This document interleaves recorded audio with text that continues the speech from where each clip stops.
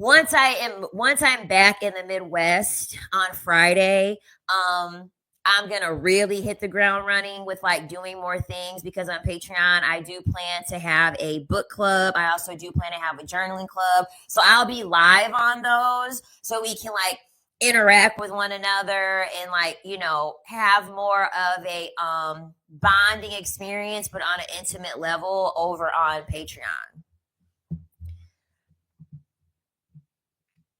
They also test your boundaries by asking for pics. I had to ghost a mofo for that the other day. Yup. Like I said, men are always going to test you.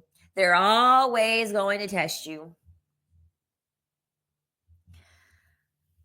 Speak on it. Yeah, girl. Sweet dreams. Or when they ask for a pic saying it's for a contact pic. I hate that shit. I hate that shit. That is such weak game. Like that is such weak game. Like as soon as a dude is like, "Oh yeah, I need your picture for a contact pic," and especially if he has an iPhone, I'm like, "Bruh, I have my picture set under my Apple ID with my picture, so you don't need it for a contact because I already have it set where it's gonna fucking pop up. It's gonna pop up anyway." Like, no, you just want to feel special. And so you want someone to give you a picture, especially for you to validate you. Absolutely not. Disgusting. Gross. Hey.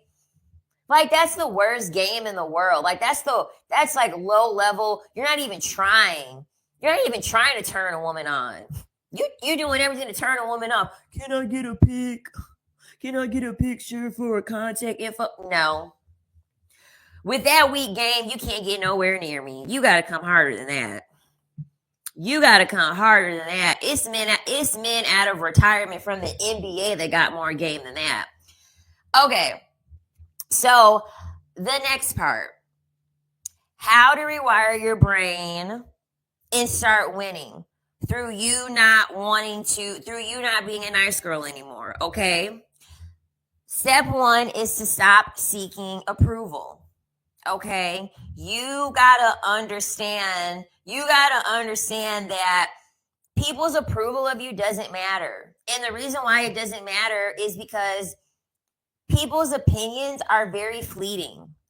And normally people's opinion that they have or the opinion that you're wanting for them to frame of you, they're projecting their desired sense of self onto you, essentially. Okay, it's just a projection. In people's opinions, in people's validation, it's very fleeting. So they could wake up one day and decide, you know what, I liked you like for the past like 10 years, but honestly, like I don't like you anymore. I'm not in love with you anymore.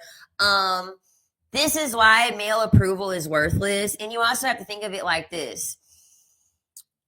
Men will sleep with anything. Like as long as you give a man attention and a man is just like, okay, like I'm finally getting some attention. They don't care who they're sleeping with. They don't care who they're giving their attention to. Like that should already let you know that attention and approval from men is worthless. Okay, like they're sleeping with corpses. They will sleep with robots. They'll sleep with turkeys. Like, I'm sorry, I don't want approval. I don't want approval from a species that will sleep with something that doesn't even need a pulse. Like, I'm sorry. I am sorry. The next is to start acting like your attention is expensive. Okay? Because your attention is expensive. If your attention as a woman wasn't expensive, why will you open up your messages and it will be men DMing you or men looking at you or men trying to holler at you on the streets, men trying to make you laugh, smile? Like, men are constantly begging from men want attention from women constantly wanting attention from women, which means it's pretty goddamn sacred if that many people want it. It's of high value if that many people want it. So if that many people want it, that means that you should be making people earn it, right? You should be making people earn it. Does freaking Maserati, like, okay, Maserati, they don't, just not any person can have a Maserati. It's of high value. It's a vehicle that's of high value, right? If it's of high value, why would they ever price a Maserati at $20,000, right? Because then it's no longer a value. That means that anyone can have it. So when it comes to your attention, and I've been saying this lately, but if you're like still trying to date, the thing about it is that you have to do reverse psychology on yourself. So the way that men are able to get women hooked, so men are terrible people. Like, let's just call it what it is. Men commit most crimes. Most of jails are filled with men. Men are the ones doing, the school shootings, all those things. Men, most of them are horrible people, right? They are PDF files. They like children. They do very terrible things to people. And the thing about it is that the reason why men don't hold other men accountable for these horrible crimes is because it keeps the bar really low. This is the reason why when a man is just nice to you, you're like, oh my God, he's nice to me. Well, of course, a man, it doesn't take much to be a nice man because he hasn't taken your life. Like, imagine how low the bar is. Imagine the bar being that low. You're super, super happy that a man is just texting you consistently. And the reason why is because, well, at least he isn't bashing me upside the head. At least he hasn't R-worded me. Like, you have to think about it like that. Men don't ever have to have that comparison with women. Never. Men don't ever have to sit here and be like, oh my gosh, like she's doing XYZ for me. Are you kidding me? Men will literally complain about, oh, well, she didn't cook for me. And it's like, okay, but like she's cleaned, like she's had your baby, she's bought you shit, she's usually nice to you. You're not having to compare women to just being horrible, cruel people in comparison to them being nice to you. So men use that as leverage. So that's the reason why men are never going to hold other men accountable, because the men doing really bad things is what makes the bare minimum look like gold to women. So you have to realize that. You have to understand that. And so you also have to understand that you really shouldn't be easily impressed by men. You shouldn't. You should not be easily impressed by them. Them opening up a door, them getting you roses on the first date, bare minimum. Bare freaking minimum. I was like serial dating at one point, and I had like 3 or 4 dates in a row. I got roses on the first date of every date, every single one for the first date. I literally was at my dad's house. And he was like, God damn, you got all of these roses. You end up getting all of these freaking roses. And I'm like, I know. They know that aura, baby. They know that they have to impress. They have to impress. Bare minimum. That's all bare minimum. You should never be getting happy and over the moon that a guy opened up the door, put your coat on, got you roses, got you flowers. That's standard. That's like when you have a car and that's the base level model. Standard edition. Those are all standard edition things.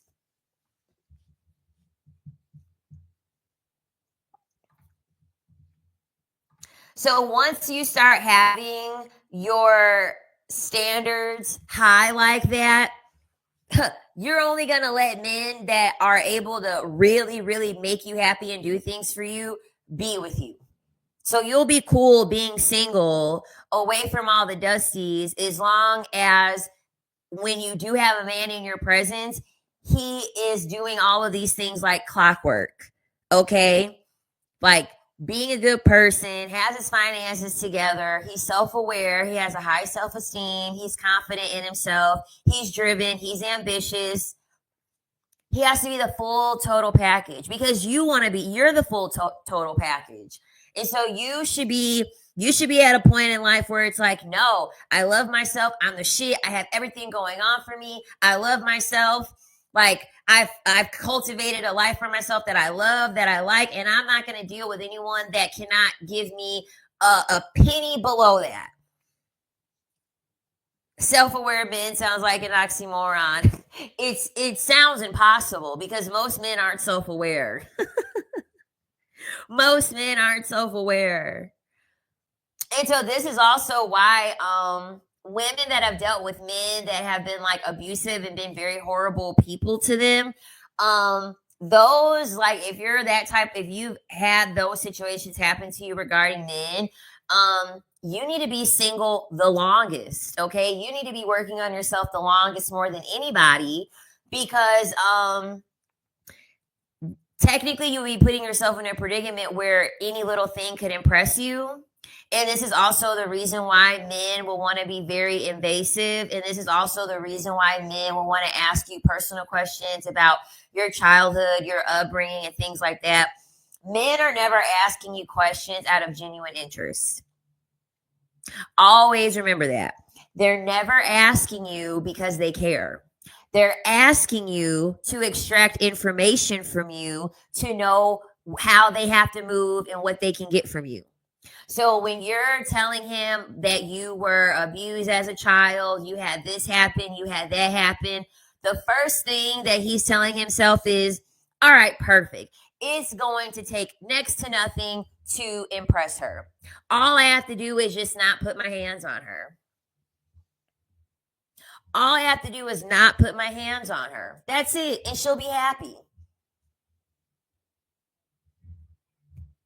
So this is why you pretty much have to set the precedence of telling men that you're spoiled. Spoiled, good upbringing, you've had no issues, everything is cool. You're the men in your life, the men in your family, they've been good to you, they've taken care of you, etc., etc. All of that. Because typically, hold on. Typically these men, they're only asking because they want to see how low the bar can go and how far they can get away with doing below bare minimum shit. All I have to do is send Grand Rising beautiful text. I have grown men upset I lived in 3 countries before 18. Exactly. It's a threat. This is the reason why you have to cultivate a life for yourself as a woman where you've done things. Because the thing about it is that men don't live full lives. Men don't value luxury. Men don't care about doing anything that makes them happy because patriarchy tells them that their lives should be miserable. Their masculinity is dictated by how hard they can make their lives, by how miserable they can make their lives. As women, that's not how the feminine works. Feminine, we like freedom, we like luxury, we like the finer things in life, we like rewarding ourselves, we like community, we like vulnerability. This is why men would have an apartment. They have an apartment with a blow-up mattress, TV on the floor, one knife, one fork, one spoon, one glass plate, and then a case of beer, some water bottles, some Gatorade, hungry man, TV dinners. They ain't got a passport, ain't left out the country. No, absolutely not. Absolutely not. So the man that was mad that you lived in 3 countries, that's probably what his life is like. He got a blow up mattress with a TV on the floor, and he's like, "Oh shit, she won't be impressed. She's not going to be impressed by me because lived in 3 different countries before fucking 18." That's why they go for younger ones. A 16-year-old, she lives in a room in a house. She doesn't live in an apartment alone. She's not a homeowner. If she's lucky, she's went to like Disney World and camping trips. And so Mr. Blow up mattress, rinky dink apartment, she'll go over and she'll be like, "Oh my God, he has his own place. How cool." How cool. Oh my God. And it's like, girl. So it's way easier for them to impress these younger women. Way easier. And the thing about it is that as a woman, your goal in life is to be hard to impress. That should be your goal in life. To do so much shit, to create such a full life, to make so much money, to look so beautiful, to be so educated that you are hard to impress. It will repel the dusty.